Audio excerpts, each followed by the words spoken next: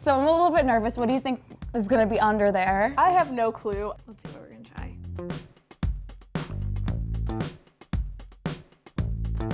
Ooh. Wow. Oh, okay. Okay, I've never actually tried this before. It's like, all Looks right, like we some got sort some. of berry stuff. Yeah, I don't know how I'm gonna feel about that. Okay. Caviar? Caviar. Is this caviar? I wish I didn't know what it was, but I'm just gonna try it anyway, Let's you know? do it. I think it's like fish eggs. Okay, now you're kind of skeeving me out. Cheers. Cheers. Do it. 3, 2, 1.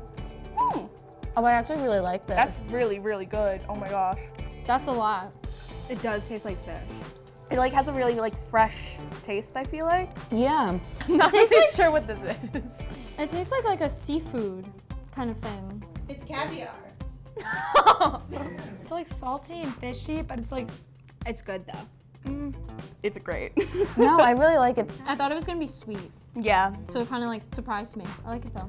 it doesn't like, sometimes No. it's not, tastes a little fishy, but it's just all I taste is salt.